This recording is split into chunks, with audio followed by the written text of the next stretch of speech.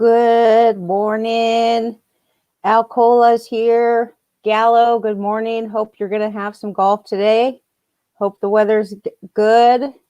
Let me know if you can hear the sound, or I could check myself actually. You could see on the video, and I'm doing Spreaker too today, I think. So let me refresh and check it out. Make sure it's going. It's going. Okay, good morning. Happy Saturday, everybody. We're going to do the box scores just like Lenny does, and that's it. We're going to do the box scores. We're going to talk about some exciting things. But first, I wanted to talk about the COVID results that MLB just posted yesterday. So they said that the number of monitoring samples collected and tested in the past week, 12,381 tests. Okay. 2 of those tests were positive. That's 0.02%. There was no new positives among Major League players and Major League staff members. Both positive tests were from one team. I'm pretty sure it was San Francisco, or maybe not. But it was their alternate training site, so like their minor league camp. And among the Major League players, there have been no new positive tests now for 20 consecutive days and in 27 of the last 28 days. So MLB is doing a good job of keeping COVID under control. The total number of tests collected and tested. Okay, the total number of samples collected and tested has been 127,718 over the season. 88 of those, which is 0.07%, have been positives. 56 of the 88 positives have been players, and 32 have been staff members. 21 different clubs have had one individual, at least one, test positive at one point or another throughout the chaos and the pandemic. Good to see you guys today. Let's start off with the Blue Jays and the Phillies. So Harper is out of control right now. This is exactly why they pay him the big bucks, though. He is absolutely a team leader. Hi, Stardog. Nice to see you. Alcola, nice to see you. Eddie Heckman's here, and Malpal. I just sent a text to Malpal telling him it's time to wake up, even though it's only 6 o'clock in the morning. So thank you for coming. Shaman, thank you for coming. We're going to talk about Gregory Polanco today. Just for a second, though, I always think of you when I see the name Polanco, because you're always saying that Polanco sucks. Okay. I have to at least give you an update on Tout Wars and where I'm standing in Tout Wars. And I feel like my entire season is over, even though I'm in second place I'm one win behind, and that can be made up, but I'm so far behind in points right now because,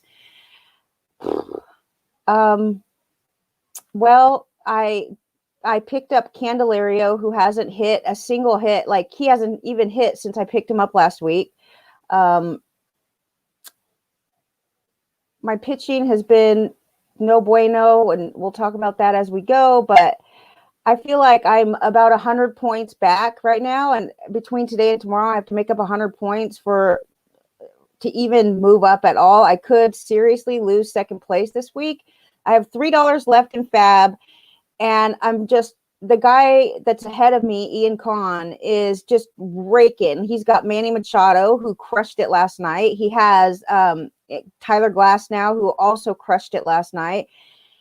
And because of that, it's just no bueno for Andy. But what are you going to do? It's been a fun season. And I think, like, as I'm going through the box scores, we talk about the teams that have clinched, the teams that can still clinch, and the excitement in these divisions that we haven't maybe ever seen in baseball. Of course, we'll never have a season like this again, hopefully, right? Hopefully, but it's been exciting, and it's going to be exciting for the last week of the season. There's a lot of really close races, and I'm really looking forward to some baseball this week. So anyway, Phillies and the Blue Jays. The Phillies shut out the Blue Jays the first game yesterday. Eflin pitched a 4-hit shutout. Of course, it was a doubleheader yesterday, so he only went 7 innings, but he struck out 9. He walked 2. The bullpen in Philadelphia is going to be their Achilles heel. It is going to crush them. Their bullpen is absolutely horrible. And so they were extremely thankful that Eflin was able to make it through the entire game without having to go to the bullpen. Harper just in the first game, he hit another home run. He has 3 in 2 days, 11 on the season. Kind of a disappointing year for Harper, really. Alec Baum he had an RBI single. McCutchen stole his fourth base. He's batting leadoff. And then on the other side of that, I don't know what in the world Toronto Blue Jays or anybody, okay, for that matter, has faith in Robbie Ray still. This guy is useless. And if he's not useless, it's even worse than that. He's like hurting you if you have this guy on your team. I mean, for fantasy is different than in real baseball. I get that. Like, you know, there's assets that players may have that you don't necessarily use in fantasy, but Ray is just the worst. He walked 4 batters yesterday in 4 1/3 innings, 5 earned runs, 6 strikeouts. Okay, so at least he's got the strikeouts, right? I mean, if you can overlook the 7.17 ERA, that's great for you. He is going to strike out batters. You can guarantee that. And like when the season was cut down to 60 games, it really hurt Robbie Ray because his asset is really the fact that he pitches a couple hundred innings and he strikes out a couple hundred batters. So even if he has an ERA, I mean, he's kind of like Kevin and I used to talk about how Ray is that Trevor Bauer, the worst it could be for Bauer entering this season was Robbie Ray, because Bauer has a tendency in past seasons to, you know, allow some walks but he always strikes out batters. Like last year, he struck out over 250 batters and it was amazing, but still his ERA was, you know, not anything to write home about. Anyway, Robbie Ray does not deserve to be on anybody's fantasy team. I don't even think he deserves to be on any real baseball team, but that's just my opinion. So he's 2-5 now on the season. Eflin is 3-2. Biggio stole his 6th base, so that's good. He's been pretty good throughout the season, I'd say. And then the second game, they have rookie catcher Rafael Marchand. He hit a game-tying 3-run home run, and Girardi said that he never even hit a home run in the minors. I think that's what he said.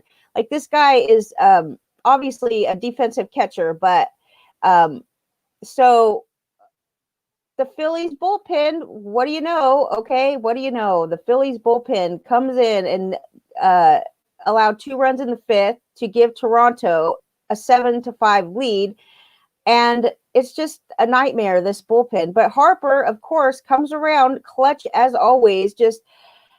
I think that Girardi is right up there as one of the best managers in baseball. Even when he was a Yankees manager, I still really had a lot of respect for Girardi. He's calm, he's patient, he's mild-mannered, and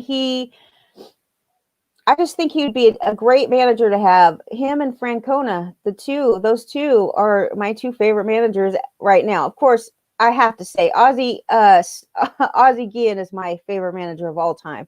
But anyway, Girardi was talking about Harper, saying about what a great leader he is, what a great clutch person he is, how hard he works. And we've always known that Bryce Harper is 100% workhorse. And I mean, this guy is running full speed to first base. If he hits an infield, you know, an infield hit, he is running as hard as he can to first base. He never gives up. He never quits. And I think that you know, it may not seem like Harper is such a huge part, but the Phillies are still in this right now. And I would say that Harper has a lot to do with that, even though his stats may not speak that way. He went 3 for 3 in the second game. He got 2 doubles, 2 RBIs, and a walk in game 2.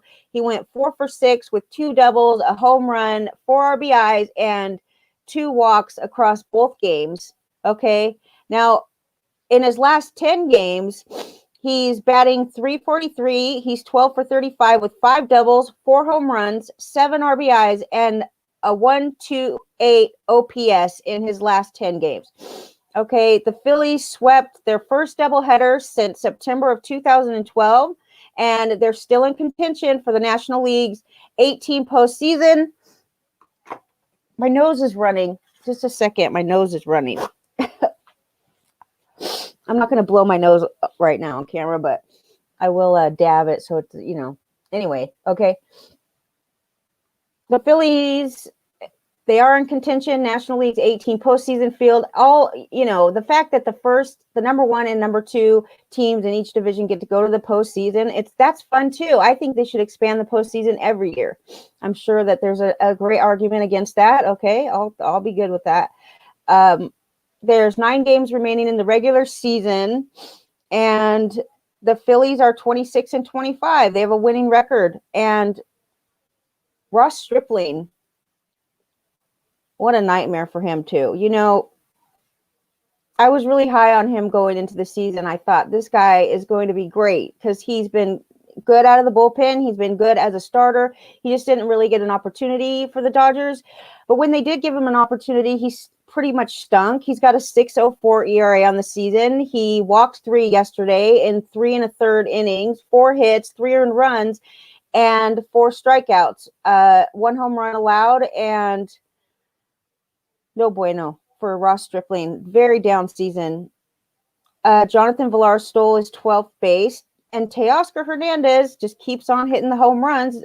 Home run number 15 for Teoscar, a double, number 7, and his 28th RBI yesterday. So he's been as good as any player in baseball this year.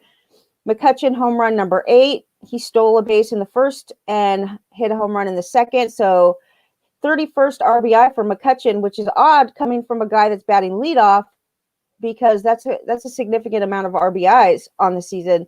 Marchand, we did talk about his home run, 3 RBI home run. Didi Gregorius, home run. No, not home run, but get this. Didi Gregorius drove in RBI. Don't look it up, but you guys guess. Guess how many RBIs. Also, I'm telling you that Teoscar Hernandez, who's as good as anybody in baseball, drove in number 28 yesterday. Didi Gregorius. Guess how many RBIs he has now after 1 last night? Hey, Scott. Nice to see you. Alec Bohm stole a base. He leads the National League with 27 hits in September. That's 1 more than Freddie Freeman. So Alec Bohm hitting great, batting .325. A rookie is a rookie is a rookie is not applying to Alec Bohm. Okay, so Mickey Moniak, I think he scored twice yesterday, and I know he's really new too. He is early in his career, so it's nice to see him scoring. That means he got on base, and that's always good. 36. No, Leonard, it's not 36. But it's close to 36, okay? It's super close to 36. McCutchen could be the comeback player of the year. Let's see, he has 8 home runs and 4 stolen bases and 31 RBIs. And Didi Gregorius has 34 RBIs. Guess how many Bryce Harper has? He had, like I told you, all of these RBIs and doubles and home runs and all this stuff that Harper's been hitting the past 10 games. Total on the season, though, Harper only has 28 RBIs. And that's, what is that? Like 6, how many less? Anyway, it's less than Didi Gregorius, which who would have thunk? Okay, so let's move on. The Phillies beat Toronto in the second game 8-7. Hector Neris got a save, okay? Hector Neris. What does that mean? Hector Neris is back. Okay, so the Cardinals and the Pirates, they played a doubleheader yesterday too, and the Cardinals beat the Pirates 6-5 in one of the games. They're tied with the Reds for second in the National League Central. See, like all these teams are tied, and I know the Brewers are right in there too. Dakota Hudson to the injured list with the forearm strain. The Cardinals are 23-24 now. Anyway, Carlos Martinez came in 3 2/3. It's got to be his hair. I really think it's got to be his hair. It's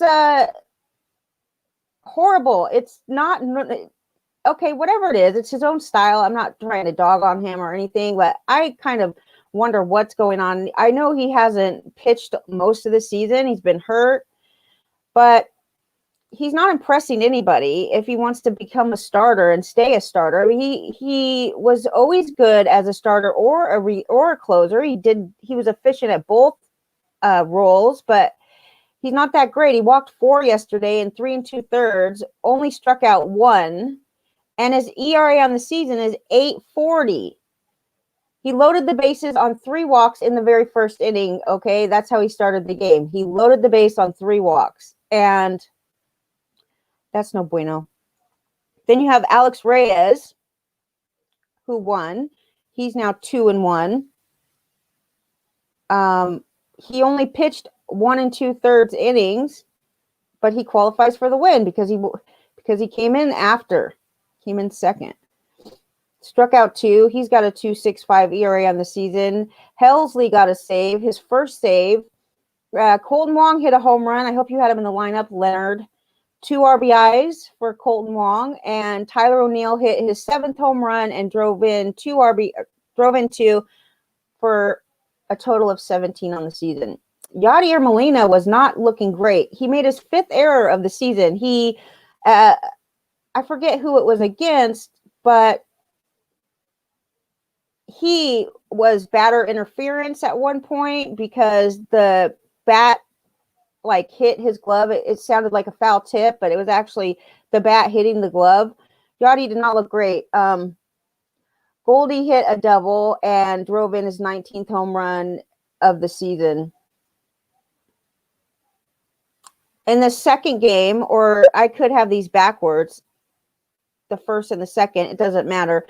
The other game, once again, the Cardinals beat the Pirates. No surprise there, but they beat them 7-2. Andrew Miller got the win. Chad Cole pitched 5 innings, 5 hits, 1 earned run. He walked 2, struck out 6. He's got a 5.03 ERA on the season, so it's no bueno, and he did get the loss. He's now 1-3. Stratton got a blown save yesterday, and Polanco, Shaman's favorite player, stole his 3rd base of the season because he sucks. I learned it from him. Brian Reynolds. This is the one I think it was Brian Reynolds that Yachty interfered with. No, can't be. Yeah, it could be. It could be. He hit his 5th home run yesterday and drove in 2. Pittsburgh, 3 errors. So 3 errors in one game. And the Cardinals are tied for second place with the Reds, and the Brewers are trailing by 1 game. So you have the Reds, the Brewers, and the Cardinals all really tight there in the NL Central. Ponce de Leon pitched 5 innings, 2 earned runs. He walked 2 and struck out 9. That's wonderful. He did allow a home run, but he found out that he was starting because Adam Wainwright texted him on Thursday night when they had to send Dakota Hudson to the injured list. Adam Wainwright said, "You're pitching tomorrow." So he was like, okay. He threw 86 pitches, 5 innings. 57 of them were for strikes. 14 of the 15 swings and misses he registered were on his 4-seam fastball. 8 of his 9 strikeouts were on his fastball. And in his past 2 starts, Ponce de Leon has struck out 18 batters in 11 innings and allowed 4 runs. So that's really great, right? You can't really rely on him, though, okay? Because, this is the last week of the season and all. But maybe next year. Dylan, like I said, Andrew Miller got the win, but Dylan Carlson came back up. And he was actually sent down last month because he hit 162 in 23 games and he struck out 23 times in 74 at-bats in his debut, in his little debut stint. And then he was sent down. He studied video and he realized that he was getting a ton of breaking pitches. And so that was like throwing him off. And obviously the pitchers were taking advantage of the fact that it was throwing him off at the plate. And so he studied video and he worked really hard and he came back up and bam, he hit a home run. Drove in 2 yesterday. So that's wonderful. 108 mile per hour exit velocity. That's pretty good. And the St. Louis Cardinals, they scored 6 runs in the 6th inning, and that was pretty much it for the Pirates. Moving on, Labor. Okay, so Lenny is he could win Labor just because he needs stolen bases, and Roman Quinn is going to be the guy that gets him the stolen bases that he needs to win. If he gets just 1 stolen base or 1 point in stolen bases, which I think is just 1 stolen base, there's like a 3-way tie for stolen bases right now. And the guy in first place, Lenny's in second place. The guy in first place is tied for stolen bases. So if Lenny gets a stolen base, then this guy in the lead loses a point and Lenny gains a point and Lenny wins. Okay, so last time Lenny won Labor, it was a nightmare. The last day of the season, it came down to the last day of the season. Do you remember this, Lenny? And he was pacing everywhere. Like he could not sit down. He would just, you would just hear the front door, the screen door just keep shutting and opening and shutting. And he would be like going outside, taking a walk, sitting on the golf course on the bench for a little while, and then coming back and checking the scores and then going back out. And it was like, whoa, I never saw like somebody so crazy nervous in my life. But did you win? I think he did win. Tell me if you won. But how fun was that? That's just when fantasy baseball is at its best, okay? When you're right there and you don't shit the bed like I did. Not literally, but you know what I mean. I do have Zach Plesac. That's why I'm wearing my Cleveland Indians shirt today, because Zach Plesac, what an amazing pickup for me, okay? What an amazing pickup. He won when Greinke came out of the game. So, yes, Lenny did win Labor that year. So Plesac has a batting average against of 100 on his off-speed pitches. And the second inning was immaculate. It was unbelievable. Just struck out 3 in a row. And he went 7 2/3, struck out 11, walked 1, 5 hits. And he's got, his ERA is 1.85. Unbelievable. Somebody in Tout Wars literally dropped Zach Plesac when he got sent home. And I was like, hell no. I actually didn't even really notice that Zach Plesac was sitting out there available until right when he came back. He had 1 outing when he came back. So he was like sitting right atop the statistics for the period of time that I punched in there to look at. So like the last 7 games or whatever, I saw Zach Plesac was like just, he had 1 start after coming back. I spent $200 on him. And I got him. I could have spent like $130 and got him, but what are you going to do? I wanted to make sure I got him. It was like do or die at that point. So I don't regret that part. Anyway, Lindor stole a base, number 5. Jose Ramirez got caught stealing a base. Delino DeShields scored the only run, and that was in the 5th inning. And this game was like a pitcher's duel, even though Detroit pitching was not great. Fulmer threw 3 innings. You still like Michael Fulmer, Lenny? You still like him? I feel like Lenny's obsessed with Michael Fulmer. He's always talking about him. 8.17 ERA. They went through 6 pitchers. But regardless, they didn't score much in this game. One run scored, even though Cleveland had 5 hits and Detroit had 6 hits. They just couldn't get it done, okay, on the base paths. The White Sox and the Reds, the Jose Abreu is my favorite choice for MVP. And when he was asked about his chances on winning the American League MVP this year, Jose Abreu said that I am my mother's MVP every single day, and that's what matters to me. And that's Abreu is a very likable guy. I don't know how anybody could not like him. He's humble, he's happy, he's content. Like even when his team wasn't winning, he was still putting up amazing numbers. And I don't think that, because there's other hitters on the White Sox, even just on the White Sox, there's other hitters that could really battle him for MVP. And there's other hitters not on the White Sox that maybe could battle him for MVP. But Abreu, I just feel like maybe you're not supposed to look at other years besides this one. You're only supposed to say like, okay, this year he's the MVP for this year. But I can't help but remember all of the times that he's just been an excellent, consistent leader, reliable, just never complains. Like, I think that his career puts him in a better position to get the MVP more than just this year. So anyway, I don't think that the White Sox planned to go with an opener yesterday, but they did because this Stiver, I don't know how to pronounce his name yet. He only made it through 2 2/3. He 5 hits and 2 walks, gave him 6 earned runs and 4 home runs allowed. 4 home runs. That would be Castellanos, who, thank goodness, is actually hitting again. It was like he started out excellent. He was like carrying my tout. He's a good reason why I'm actually in the place that I'm in Tout Wars. So I'm not going to dog on him too hard. But when you just crap out like he has recently, it's very disappointing. It's nice to see him hit again. Tucker Barnhart hit a home run off of this White Sox pitcher. Votto hit a home run, and Winker hit a home run. Winker hit 11. That's his 11th home run and his 22nd RBI. So that's not horrible at all.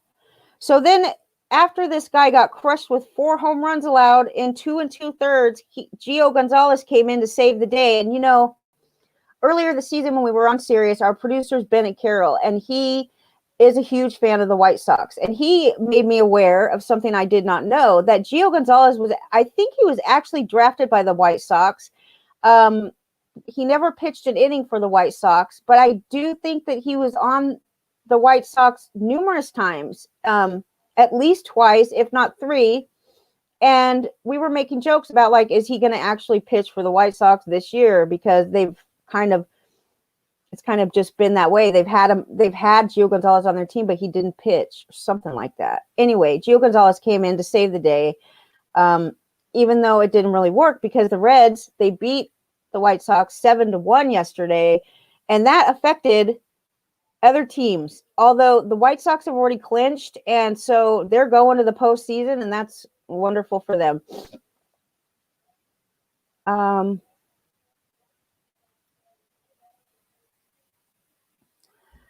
Oh, look. Yay. Look at us. Okay, so that's our mixed league. Yes, Malpal, I love Abreu too. I wonder what he's going to cost next year. Abreu is going to be more expensive next year. We might as well just accept that now. And he's actually going to be going in drafts where he should have been going the past 4 years straight. I mean, he had one off season, which was 2019, but I would be willing to bet money that he has eclipsed 100 RBIs 4 out of the last 5 seasons. I think only one season he didn't. If not, it's really close. But he's just underrated, amazing fan. Unfortunately, he's going to cost what he's actually worth next year. So let's move on. The Braves beat the Mets 15-2. It was depending on if you're a Braves fan or a Mets fan, it was a nightmarish game for Mets fans. Max Fried, 7 innings, 1 earned run, 2 walks, 3 strikeouts. He's got a 1.96 ERA on the season. Atlanta hit 6 home runs. Okay, they scored 10 runs on 10 hits by the 4th inning. So, and after the 4th inning, like when the 4th inning was over, they had 12 runs already. Atlanta, 12 runs, and then they scored 2 in the 6th, 1 in the 8th, and they had 17 hits and 15 runs, so they weren't messing around when it comes to scoring. Austin Riley hit home run number 8, drove in RBI number 24. Ozuna, home run number 15, one of the better hitters in baseball by a long shot. Travis d'Arnaud is having an excellent season. He had his 8th home run. He's got 30 RBIs. I don't know if there's a catcher in baseball that measures up to him. One of the tidbits that Lenny sent me says that Travis d'Arnaud is having arguably the best offensive season by a catcher this year in Major League Baseball. Yes, he's batting .333 with a .392 on base percentage, 8 home runs, 30 RBIs, and 153 plate appearances. And what'd you pay for him? You paid $1 for him. or $2. Okay. If you are in an only league, you might have paid like $6 for him, but he was very cheap and good for you. It's all about figuring out which catcher it's going to be. I drafted Sean Murphy and Mitch Garver in quite a few leagues, and I also drafted Roberto Perez a lot, and none of them have been living up to my expectations. Although Sean Murphy is turning it on right now, and it looks like he actually could make up for lost time. So when the season is all said and done, Sean Murphy might have an acceptable number of stats for me. Okay, Ozzie Albies, 2 home runs yesterday. What a disappointment Ozzie Albies has been too. I think he's been hurt, so I'll give him a little slack. But he drove in 3 yesterday. He's only got 5 home runs and 14 RBIs on the season. And Ronald Acuna, depending on who you talk to, this could be very disappointing since he was number 1 or 2 drafted. I mean, it's not as bad as Christian Yelich, but it's not great. 12 home runs and 23 RBIs on the season. So Steven Matz just got crushed yesterday. And it's funny, I think when I do play daily game, I did play some fan duel yesterday. And when I do that, I look at RotoWire and I look at like hot pitcher matchups, hot, batter matchups, whatever. Matz was the only pitcher on the list that was a hot matchup. And he just got crushed. 8 hits, 6 earned runs in 2 2/3 innings, 2 home runs. Dominic Smith and Ahmed Rosario each scored a run, and that was it for the Mets. But this is interesting and fun. Todd Frazier, okay, for the first time in his entire career, pitched in the 9th inning. He is a knuckleballer, okay? We didn't know that, but he pitched a 1-2-3 inning. That, like I said, is the first time he's ever pitched in his entire career, and this is game number 1,225 for him. So he got to come in and he said that was atop his bucket list, or it was something that he could mark off his bucket list now. But he was the winning pitcher. He finished the game. No. He was the winning pitcher one time in Little League when he went to the Little League World Series in 1998. He was the winning pitcher and finished the game when his team won the Little League World Series in 1998. So he's pitched somewhere in his lifetime, but never in major leagues. And another hitter pitched yesterday too, Brock Holt. We'll talk about that in a few minutes. But the Mets, okay, they have to be like, okay, number 1, they got their asses kicked by Atlanta, no doubt about it. It's not even close. But Travis d'Arnaud is somebody that they literally designated for assignment after they tendered him a contract. This is just one in a long list of Mets fails in the history of the Metropolitans, but I still like the Mets. I definitely like them better than the Yankees, and I love their ballpark. They have great food there, and they have what's it called? It's just like one of those areas where you sit at tall tables. It's like in the outfield, and they call it like Budweiser. It's not Budweiser. Budweiser is a different team, but you know what I'm saying. It's one of the beer. It's a beer. What's their food area where you can go and sit? You don't have to have a ticket, and it's in the outfield. Anyway, I do love Mets. Citi Field is very nice. New owners. Good morning, Rottweiler. I don't know. I really don't know for sure. Pepsi. It's the Pepsi porch. Yeah, I don't know, but either way, I have to say, Rottweiler's going to probably argue with me about who has better food because he's San Francisco. And I hear that San Francisco has some great food. But Lenny and I have not been to San Francisco yet. And when we come back to San Francisco, you are taking us. Yes, that's you. You and beautiful wifey. Okay. Moving on. Mets. They're always being reminded of all of the bad trades. I think they who's the hitter that they decided to designate for assignment that I think is maybe Justin Turner or somebody like that. They're just ridiculous. The Yankees beat the Red Sox 6-5, and this was not just a normal, ordinary game. 12 innings it went. So Boston scored first in the 4th inning, and then they scored again in the 5th. They were up 4-0 going into the 7th, and then the Yankees scored 2 in the 7th, 1 in the 8th, 1 in the 9th, and that tied the game, okay, because Matt Barnes, I believe, blew a save. 4th blown save for Matt Barnes this year. 1 home run allowed, and Gary Sanchez is the player of this game by far.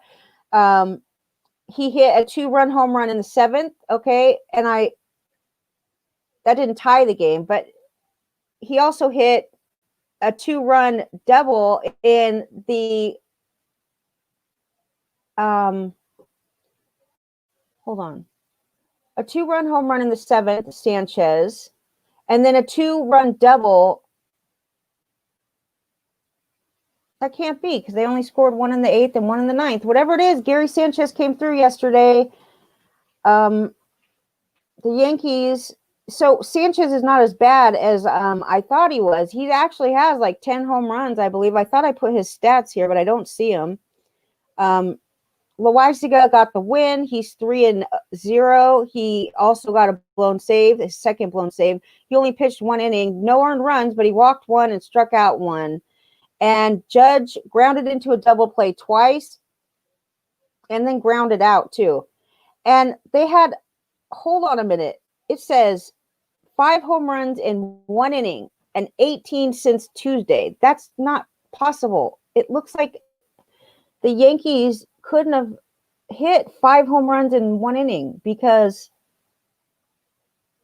maybe that was the day before. It has to be. The Yankees are crazy hitters right now. They hit 17 home runs and scored 50 runs in their first 7 games against Boston this season. They won all 7 games that they faced Boston. Boston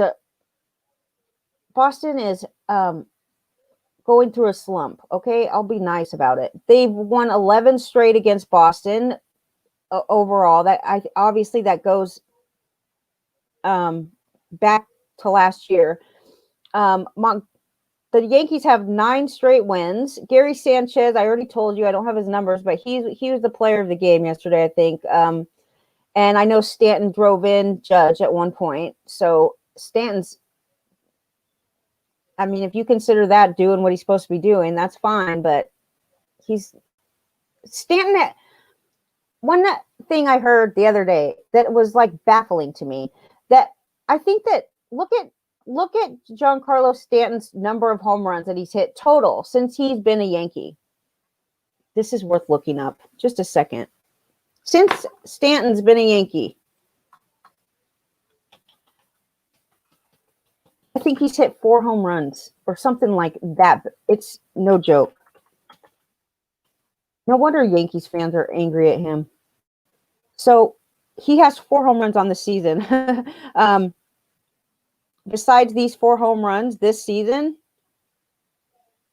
Stanton hit 3 home runs since becoming a Yankee, since he hit 38 homers in 2018 and hit 59 homers in 2017. He hit 3 home runs in 2019 and 4 home runs in 2020. So he's hit a total of 7 home runs in 2 seasons with the Yankees. And they're paying him so much money. I couldn't think of a better team for it to happen to, though. Okay. All right. There was a lot of stolen bases yesterday. So Vasquez stole a base, 2 bases, I think, number 3 and number 4. Jackie Bradley Jr. stole his 4th base. Xander Bogaerts stole 2 bases for a total of 7 on the season. And JD Martinez stole his 1st base. Christian Arroyo hit home run number 3 and drove in 4. I think it was a grand slam. 8 RBIs. So Verdugo has a bad hamstring. I don't know what's going to happen to him, but I'm pretty sure he's going to be, I don't know. We don't know, but he hobbled into the clubhouse last night. So Christian, yes, brand new Christian Arroyo, brand new kiddo, 3-run homer. So not a grand slam, but close to it. He's the best Red Sox player named Arroyo since, guess who? Bronson. And they're not related, but they did go to the same high school, kind of like Lenny and Ron Chandler went to the same high school. And so Arroyo Bronson Arroyo and Christian Arroyo are not related, but they went to the same high school. That's a tidbit from Lenny, right from Lenny, which means it came from Twitter. Moving on. So Sixto Sanchez did not have a great game yesterday. He is now 3-2 after a loss yesterday. 4 innings pitched, 8 hits, 5 earned runs. He walked 2 and only struck out 2, but his ERA is still at 2.75. And Starling Marte stole 2 bases, number 8 and 9. Victor Robles stole a base, and Carter Kieboom made his 3rd error. That's what happens. And the Washington Nationals beat Miami 5-0. Miami, though, is still in the contention to get into the playoffs. They're still there. They're a half game ahead of Philly, okay? And they could make the playoffs for the first time since 2003. And Jeter must be really happy. I mean, nobody expected this. And this team seems like maybe it's because they just don't have a lot of pressure on them. Nobody was expecting anything from them. They're used to playing in an empty stadium, so maybe that didn't affect them too much. And they've been pretty good. Like, Brock Holt pitched for the Nats. That's the other hitter that pitched yesterday. 4 hits, 1 home run, and an 18 ERA. Not as good as Todd Frazier by any stretch of the imagination. Yimi Garcia pitched Yimi Garcia comes in. He's now 3-0. He pitched 2/3 of an inning, walked 1, struck out 1, and won the game. In 21 pitches, 4 batters. Dickerson hit a home run, number 7. He's not having a bad season at all. 2 RBIs for a total of 15. And Brian Anderson. Whoa, if you owned Brian Anderson yesterday, not owned, but if you had Brian Anderson on your team yesterday, he hit 3 homers. Crazy, right? 3 home runs and 7 RBIs yesterday. I think he scored like 50. He scored more fantasy points in FanDuel than pitchers, than Zach Plesac, I think. He scored more fantasy points in FanDuel than Zach Plesac. Another pitcher that scored a ton yesterday.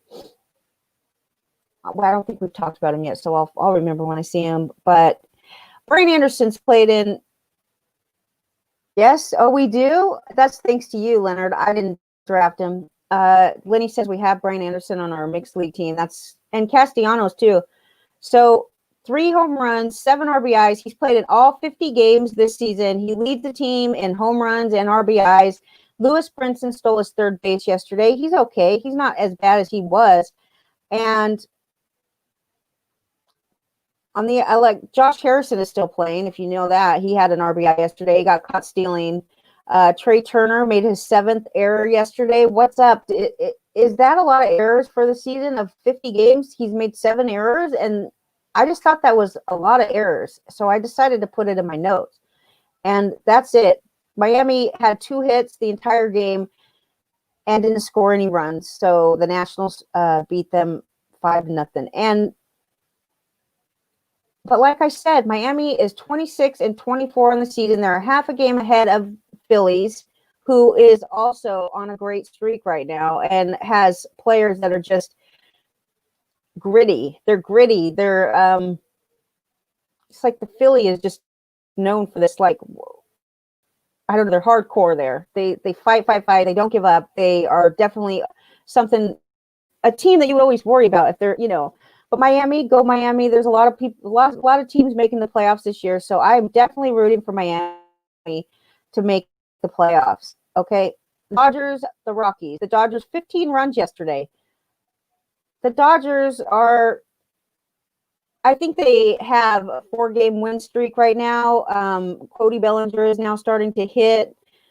He entered the game batting .218 with 11 home runs and got his first extra base hit of September yesterday. His home run was his first extra base hit of September. The magic number to clinch the NL West for the 8th consecutive season is 4 for the Dodgers. They need to win 4. I think there's 8 games left in the season.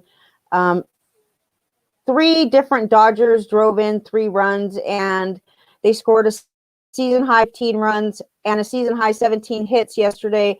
They're 4-0 in bullpen games, which is what they did yesterday. So they basically went with the bullpen. They Alex Wood pitched 2 innings. Even though he didn't do great, he had 3 earned runs and only 2 strikeouts in 2 innings. Not great. Trevor Story was caught stealing, okay, and picked off at first base. That's about it for this. Like I said, Bellinger hit his first extra base hit of the entire month of September. Says that he backed off the plate a couple inches and relaxed his stance a little bit, so his knees are bent a little bit more, and they're saying, okay, that seemed to work for you, so go ahead and keep doing it. Gavin Lux ended a 0-for-14 streak with a longest home run of the entire season for a Dodger. Longest Dodgers home run of the season. And I didn't write down what it was, but obviously it was pretty far. So Lux now has 3 home runs and 8 RBIs. Mookie Betts hit number 16 home run, took back the NL lead. He was actually tied with Machado because Machado hit 2 home runs yesterday, and they were tied for the National League home run lead. And then Mookie Betts hit another one. He has 39 RBI. That might be the most in baseball, if not really close to it, because maybe Machado is up there too. Machado's having an excellent season. And of course, the guy that I'm competing against for first place drafted Machado. I wish I would have drafted Machado for real. All right. Moving on. We have Zach Gallen against Zach Greinke yesterday. And Gallen was coming off the worst start of his career, not just season, but career. 7 earned runs in 5 innings. In the first inning, he loaded the bases yesterday. Okay. So he had 0 outs, the bases loaded, and this is how you know when a pitcher has good mound presence, good, he just pulled it together. He had bases loaded, no outs, and then he proceeded to strike out the side. Love it. Struck out Bregman, Tucker, and Yuli Gurriel right in order. And 1 run did score on a wild pitch, but look, Zach Gallen did make 6 innings out of it. He allowed 6 hits, only 1 earned run. So he really did get it together. I love Zach Gallen, probably one of my favorite pitchers right now. Of course, not even close to Trevor Bauer, but Zach Gallen loves to throw batter. Like, he loves to pick off runners. He has attempted 126 pickoffs this season. And that is, think of this, it's as many as the next 3 closest pitchers have combined. So he has tried to pick off an amazing number of pitches or runners off the bases. And he guess what the best part about it is that he has not been successful not even one time. That's true. That's probably the best tidbit of the entire year right there. For me, it is. This guy's attempted 126 pickoffs. That's more than the next 3 pitchers combined, and none of them have been successful. He has not thrown out 1 batter or runner. He's not picked off anybody. Okay. But the funny thing is, like, they're not going to try to get him to stop trying. They're not going to get him to stop trying, because I think that in a way it could probably throw off batters a little bit. It just kind of like jingles things up a little bit. If it's not affecting his pitching, then I don't think they're going to really, obviously they're not complaining too hard about it, but like Josh Beckett used to do that. Okay. Or Clay Buchholz used to do that. Clay Buchholz, they had to say, you can't try to pick off anybody. Don't even look over at first base, because you are not allowed to do that, because every time he did, it would just mess him up completely, throw him off his rhythm, and he would just be a horrible pitcher after that. But obviously it's not hurting Zach Gallen, so, whatever works. If you want to continue to try to pick off runners, then by all means. Another error by Nick Ahmed. That's his 7th error on the season, just like Trey Turner. I do think that's quite high for errors. Let me know if I'm wrong. Maybe that isn't that crazy. But Dalton Varsho hit his 3rd double. He's playing every day. He seemed to really get along with the rest of the team. And I really like him. I picked him as the rookie of the year because he qualified at catcher, and he doesn't necessarily play catcher. He's not playing catcher, but I don't think he's playing catcher. He's playing every day. If he would have came up earlier in the season, he might have been. I just don't like picking the same rookies as everybody else. I'm always, trying to find somebody that not everybody's talking about, and I'm willing to go out on a limb to find it. Dalton Varsho is somebody to really look at for next year. Greinke faced his old team for the first time. This is the first time that he's faced Diamondbacks since he was traded in 2019 at the trade deadline. He threw 5 innings, 6 hits, 3 earned runs, struck out 9, and he has a 3.90 ERA on the season. The Astros are everything I thought they'd be. They're just not good hitters anymore. Bregman is not a good hitter. He cannot, his on-base percentage last year was, that's how I know that they were cheating. I know that they've been cheating. Bregman is not that good of a hitter. And because of the fact that he cannot cheat anymore, he can't see pitches. Like, it's kind of like, it's not like riding a bike where if you don't do it for 10, 15 years, you can get on a bike and still ride a bike. It's not like that. If you are not actually practicing looking at pitches and reading what is being thrown at you, then it is going to affect how you hit. Bregman has an obvious decline in both on-base percentage and batting average this year, and he has been very disappointing for the people that had drafted him. And I'm not very surprised by any stretch of the word. Tucker, though, Kyle Tucker has 40 RBIs. Kyle Tucker, 40. That might be the most in baseball. That's unbelievable. Springer has 11 home runs and 26 RBIs, but definitely the Diamondbacks had more hits. They scored more runs, and the Astros, going into next season, the Astros could have only 5 players remaining from the 2017 World Series club, which would be Verlander, McCullers, who didn't pitch. I don't think he pitched in then, but Altuve, Bregman, and Carlos Correa. That is going to happen if George Springer, Josh Reddick, and Yuli Gurriel leave via free agency, with Davinsky and Peacock probably not coming back. So completely new team. I really think that they're fine with that. It's time to break up that team and start something fresh moving in. Aren't they lucky though? Aren't they so lucky? Like, by the time that fans are allowed in ballparks again, nobody's even going to be bothered with the Houston Astros cheating scandal. And obviously they're not going to talk about any of the stuff that they said, like that letter that was supposed to come out that they wanted to release that was it was about the Yankees stealing. It doesn't really matter. I think it's safe to say that all teams were cheating to a point. And why wouldn't they? Because MLB was so ridiculously loose about their rules and didn't be clear about exactly what is and what is not accepted when we're talking about the use of technology. They allowed the Astros to put a camera out in center field that pointed right at the catcher. And these cameras, it's not just like they're looking at this view from far away. They could see, if they zoom in on that camera, they could see every single call, every single sign that the catcher is making. They could see and they could match that. And what else does the video guy have to do? The whole time he's sitting in the video replay room by himself, he's got the whole game with nothing to do. Like, why wouldn't he be looking at signs? Why wouldn't they be figuring out signs? They'd be stupid not to be honest with you. I mean, I'm not promoting cheating, but when you make it that easy, what do you expect? People are going to cheat.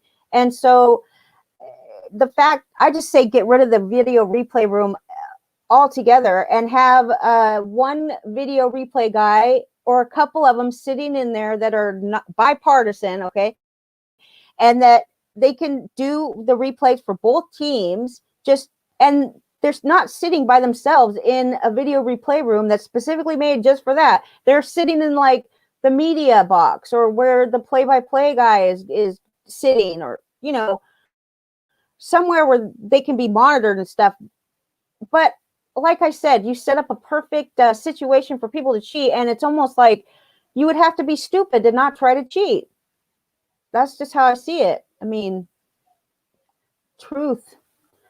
Moving on. So did I tell you? I did tell you Arizona won 6-3 that game. One more thing. It was the 8th consecutive game that Martin Maldonado has started at catcher, and he leads the majors in starts at catcher with 41 and has caught 339 and 2/3 innings. George Springer is batting .317 with 5 homers and 14 runs scored in his last 15 games, and he's raised his season average from 194 to 241. So even all that, they're still not doing well in averages. Oh, Shaman, I totally understand where you're coming from. Shaman says he's toast.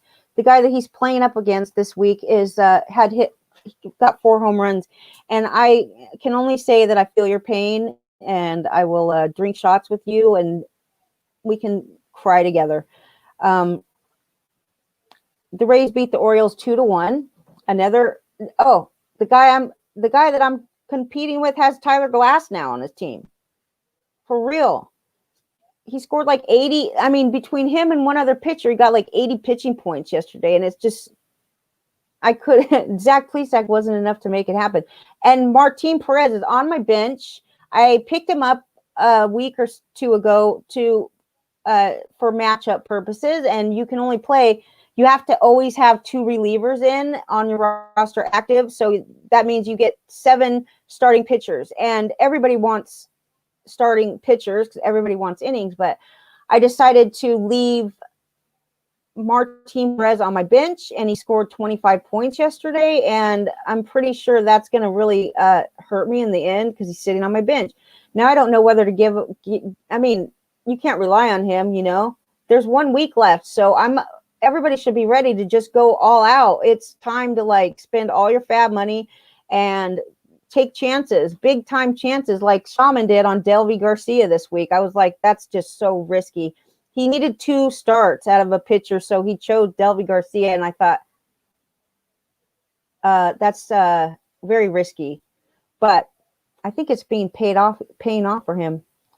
So of mine, I looked at all the moves being made, and it's like he's picked up 35 waiver wire 35 players he's picked up off and purchased off of the waivers. So whatever. I mean, you can't dog teams for doing that. That's absolutely what you got to do to get it done. And that's really like my downfall in fantasy is that I tend to forget to put in my fab bids, or I don't set my lineup in time, and that happens to me. And so it doesn't really happen in Tout Wars, though. I do prioritize my leagues, and Tout Wars is the number 1 priority of any league that I'm in.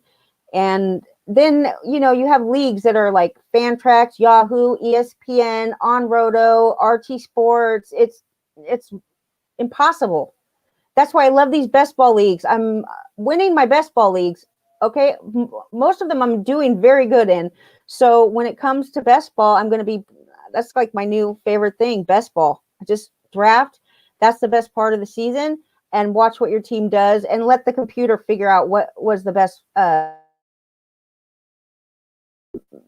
combination of players for that week. So anyways, the Rays placed Austin Meadows on the 10-day injured list with a left oblique strain, so he's done, and there's no timetable for his return. He hopes to come back if in the postseason if he can, but you know they always hope to come back, and it might not happen for him.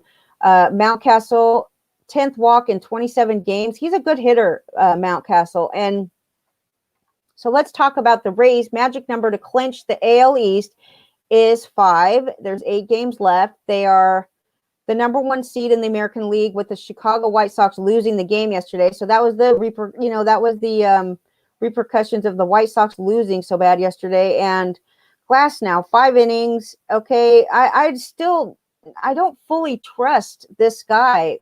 He's got a 4.21 ERA in this season. But of course, yesterday he struck out 10. He's throwing like 98, 99 miles an hour. This guy is throwing in the high 90s all the time. So it's fun to watch him. And he has got one of the best curveballs in baseball. Between his curveball and his 4-seam fastball, he can pretty much strike out anybody. I mean, first he started out throwing the four-seam fastball, and when that wasn't really, when that wasn't getting the job done as much as he wanted it to, he switches over to the curveball, and his curveball, just watching, I can totally see why people like this guy as a pitcher, Glass now. I still don't know that he's sturdy. And in a 162 game season, I am not going to be a believer. But right now I'm a believer because I'm getting my ass kicked by him. So, okay. Sheriff got first save yesterday. And like I said, Glasnow was excellent against Baltimore yesterday. Brandon Lau, and Nate Lowe. Whoops. Brandon Lau, 33rd RBI yesterday. He must be one of my most profitable players. I really liked him going into the season, although I was concerned because he strikes out. He entered this season striking out like 30% of the time. And so he has lowered his strikeout rate quite a bit. And he's been healthy the whole season, which is another thing that you worried about because he missed the entire second half last season after a really good first half. But if you averaged out his numbers over a full season, had he not missed the second half, which doesn't really say anything about whether or not he would have actually done the same thing in the second half that he did in the first, but it was quite good numbers, and now he is doing that. So Nate Lowe is back. He drove in his 10th RBI yesterday. They're both playing, so Lau and Lowe are playing. Alex Cobb, 6 innings, 4 hits, 2 earned runs, 3 walks, and 5 strikeouts. He's 1-5. He got a loss yesterday. And Austin Hayes hit number 2, home run number 2, and RBI number 6. Okay, we have a couple more games, and let me get on with this. The Brewers beat the Royals 9-5. They are in the race for second in the National League Central. Kansas City Royals, Danny Duffy, only 3 2/3 yesterday, 7 hits. I really want to like Danny Duffy, but he has games like yesterday with 6 earned runs, 2 walks, 2 home runs allowed. Now he's 3-4 on the season, but Salvador Perez hit his 7th home run, drove him 4. Now he has 22 on the season and stole a base too. First stolen base, but Adalberto Mondesi stole his 18th base yesterday. Does he lead the league in stolen bases, or is that someone else? I think that was a trivia last week. Hunter Dozier stole a base, number 4. Adrian Hauser, no bueno. He's got a 5.33 ERA on the season and just only last 4 innings. Christian Yelich hit a home run, number 11. He only has 21 RBIs on the season. What a disappointment Christian Yelich has been. Nottingham hit the Brewers' first grand slam with 2 outs of the season, and first by a Brewers catcher since Jonathan Lucroy did it in 2014. Nottingham has 4 home runs and 11 RBIs. Orlando Arcia hit home run number 4. Hold on. Brian Braun limped off the field. He's got a bad back. So I almost picked him up last week. First he made an error, and then he limped away. His back was starting to bother him before the game, and they said, okay, go up there for 2 at-bats, and then we'll figure out what to do. But it just kept getting worse and worse. So he makes an error. This is a final season of his contract. So he was having a good September, though, which, 13 for 32, and he hit his 350th home run on Wednesday. Hey, that reminds me. Okay, one more game, and then we get to talk about Albert Pujols, who is – I love the fact that I get to talk about Albert Pujols today. So let's cruise through this game with the Twins and the Cubbies. It was 1-0 Cubs win. Hendricks was excellent. 8 innings pitched. Maybe, just maybe, David Ross will be the next favorite manager of Andrea because I just love this guy. I mean – I loved him when he was a catcher for the Red Sox. I loved him when he was on Dancing with the Stars. How do you not like this guy? But Kyle Hendricks, and I love the fact that he believes in Kyle Hendricks because I remember when Joe Maddon was just horrible to Hendricks. In the World Series, he would only let him go 4 innings, even though there was no earned runs or anything. He would just pull out Kyle Hendricks, and it's like, there was a shirt that's like "Don't be an ass" or something that Joe Madden used to have, and it was like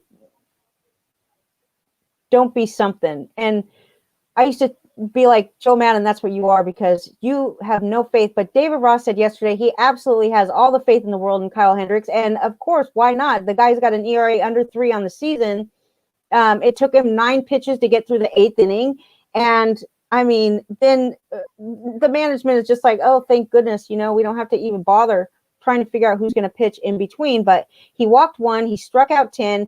He doesn't have an overwhelming fastball. He's absolutely undervalued in fantasy. And you draft a Kyle Hendricks to make up for guys like Robbie Ray, who is going to get strikeouts and is going to be kind of flashy, but could really screw you up with ERA and WHIP. And Kyle Hendricks, he is the stabilizer of the group. So I just think it's great. He is the only pitcher in the majors this season with 3 outings of at least 8 innings. Okay. And he's the first Cubby this year to go at least 7 innings in 3 straight starts. So he's an innings master right now. He has been working on his pitch repertoire. He's not a 2-pitch pitcher anymore. He was talking about he was using his improved curveball 28% of the time, up from 15% of the time against the Twins, who they had a 341 slugging percentage versus curveballs on the season. And even more so, they had a slugging of 309 against right-handed curve this season. And so he said, and this, this just goes to show you what kind of pitcher he is. He watches video, he sees that the Twins cannot hit curveballs, so he decides that he's going to throw more curveballs. It's like, imagine that, right? He actually entered September with a 4.09 ERA, so it hasn't been all strawberries with this guy, but he's been able to get it down to 293 on the season just in the month of September, because he's, in September, his ERA is 1.21 in 4 games started with 27 strikeouts and only 3 walks in 29 innings pitched. He's got the best walk rate in the National League. It's 2.4%. Rizzo stole his second base yesterday, and Jeremy Jeffries got his 8th save. Moving on, the Angels beat the Rangers 6-2. The Angels had 11 hits. My friend Albert Pujols hit 2 home runs. Nobody thought he was going to outlast his contract. He still has 1 more season that he's under contract, so he could be breaking some more records next season, and I wouldn't be surprised to see that happen. I mean, look, he's not the player that he used to be, but this guy, I have some stats for you. I mean, I just have a lot of respect for him. He hit his 60th, that was his 60th, number 60, multi-home run game in his career. He passed Willie Mays for 5th all-time career home runs. So yesterday he hit 661 and 662. It took him 22 games to tie Willie Mays and only 5 games to pass Willie Mays. This is funny, though. He wears the number 5. Albert Pujols is number 5. His 5th home run of the season in the 5th inning to rank 5th all-time on the home run list. Okay, and there's, of course, Barry Bonds, Hank Aaron, A-Rod, and Babe Ruth. Those 4 hitters are the only 4 in history to hit more home runs in their career than Albert Pujols. He's totally deserving. He's 20-year veteran, okay? When Lenny tries to tell me that the average career for a baseball player is like 5 years, I'm going to be like, look at Albert Pujols and tell me that again. Or I just think it's longer than that. But anyway, he's already reached 3,000 hits. He's the lone player to ever join the 650 homer, 650 double club. So he has both of those things. He passed Greg Biggio for 5th on the all-time double list this season and passed A-Rod to rank 2nd all-time in RBIs. Okay. He's a 3-time MVP, a 10-time All-Star. He has 445 home runs in 11 seasons with the Cardinals. And then they decided they weren't going to sign him to a monster contract, which you can't really blame him. I mean, the fact that he is living out his contract is pretty unbelievable. But 217 in 9 years with the Angels. Can you believe he's been with the Angels for 9 years? So he hit 445 homers in 11 seasons with the Cardinals and 217 home runs in 9 years with the Angels. He twice led the National League in home runs with 47 in 2009 and 42 in 2010. And I mean, he did hit 40 home runs in 2015. So that was the most that he hit in one season with the Angels. That was his last season as an all-star. But Pujols has hit 314 home runs at home, 348 on the road, and they've come at 38 different ballparks, and he's homered off of 427 different pitchers. I'm just going to leave that entire game there. I don't think that anybody else is really worth talking about, although I will say this. Jaime Barria, he is 1-0 now. He pitched 6 in the third inning, so that's worth mentioning. He struck out 8, and maybe somebody to be interested in for this last final week. I don't know what his schedule is or any of that, but I haven't seen him all season, and I thought that was worth mentioning. But other than that, it's all Albert Pujols all the way. But I can't forget the Mariners and the Padres, because the Padres come around again. They beat the Mariners 6-1. So exciting for the Padres. And then our final game will be the Athletics Giants after that. And that's another exciting situation because the Athletics make the playoffs. They clinch a spot. The Padres are on the verge of the first playoff run in 14 years. They need the Reds to lose and them to win. And then they're in, right? So Chris Paddock, I had him yesterday in FanDuel, and he pitched 6 innings, 1 hit, no earned runs, 2 walks, struck out 3. That's pretty disappointing. But his ERA on the season is 4.23, and that's a little bit disappointing. But, what are you going to say? He's 4-4. And Kikuchi, for a second, I thought Kikuchi might actually be pulling it together, but he did not pull it together yesterday. He threw 4 innings. They allowed him to, why is he still pitching after he walked 6 batters? He's 4 innings, but I mean, six walks. What are you trying to do to this poor guy? You're trying to wreck his ego forever, and he'll never be the same after this. He's got a 5.93 ERA in the season. I don't know if that's good for a pitcher to just leave him in there when they're walking 6 batters. I could see letting a pitcher get himself out of a jam, but when your pitcher is struggling that bad, why do you just torture him, leaving him in there? Maybe they didn't have anybody to pitch, but anyway, the Mariners, obviously, we didn't expect much from them this season, but Evan White did hit his 6th home run and drove in his 21st RBI. He should be a good player next year to keep in mind. But Trent Grisham stole a base. Manny Machado stole a base. Manny Machado hit 2 home runs and drove in 4. Of course he did. I love him, and I'm very pleased at what him and Harper are doing after they signed those huge contracts and then kind of really – I mean, how could you not disappoint after signing contracts like $350 million? So you're bound to disappoint after that, at least for the first year. But Machado's right up there with Mookie Betts for the most homers in the National League. And then Tatis Jr.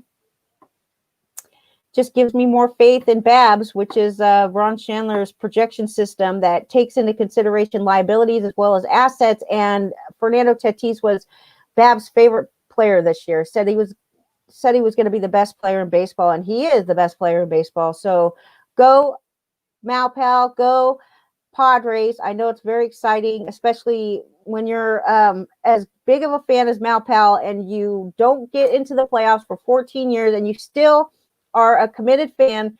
I say that is great fun, and I'm rooting for the Padres for sure. The Giants and Athletics, I'm rooting for the Athletics too. Of course, until they play the Padres, then I have to say the Padres take the cake on this one. But I am pleased that the Athletics are going to get in. They've reached the postseason now, 3 straight seasons. This postseason berth is their 6th in the last 9 years, and that's pretty good because I think they were going through a really bad streak right before that. Only the Dodgers have reached the playoffs more times over that span. They've reached 8. I mean, the Dodgers are about to clinch the NL West for the 8th time in a row. So somebody do something to get rid of the Dodgers, I say. Bassett has a 2.57 ERA through 10 games started. It's the 5th lowest in the American League. 6 2/3 yesterday, no walks, 7 strikeouts. He's allowed 2 or fewer runs in 7 of his 10 starts this season, and that's exciting. Matt Chapman's done for the season, but of course they go and they find Jake Lamb, who was designated for assignment by the Diamondbacks because he only had 5 hits in 18 games, so they DFA'd, and then now the A's pick him up. He's 6 for 15 with 2 doubles, a home run, and 3 RBIs through 4 games. he put the A's up 1-0 in the first inning, and that like really set the tone for the game. So Jake Lamb is Matt Chapman's replacement, and Matt Olson hit number 14 home run and drove in 31. Now Matt Olson might have the most RBIs in baseball. I don't know. He's got 41 homer or 41 RBIs, and that's pretty good. That's the most we've seen this today. Matt Olson's been excellent. You got to love him. Didn't miss any time this year, I don't think. I don't think he was hurt at all. Last year, he was hurt, but as soon as he came back, he made up for any lost time that he had. Logan Webb, he's 2-4 now. He lost yesterday, 3 1/3 innings, 6 earned runs. No bueno. Tommy La Stella is still batting leadoff, no matter where he goes or what team he's on. He's batting leadoff. He went 2 for 4 with an RBI. He has 23 RBIs on the season, and he's been batting leadoff all season, so that's pretty good. And that's it. F. Machado. My opponent has Machado too. I'm with you. I think we'll drink some shots today, Shaman. I like to drink Jägermeister or Southern Comfort or straight vodka, maybe. I don't know, but Machado's killing me. Glasnow's killing me. I'm not giving up. And let me just read through the chat room and say hi to people. Hi, everybody. Hi, Taco. Nice to see you, Taco. I think I put Eddie Heckman to sleep and Stardog to sleep too. Both of you wake up. It's time to wake up. Saturday morning. And I'm all ready for the day. Everybody have a good one. I'm signing off. See you next week.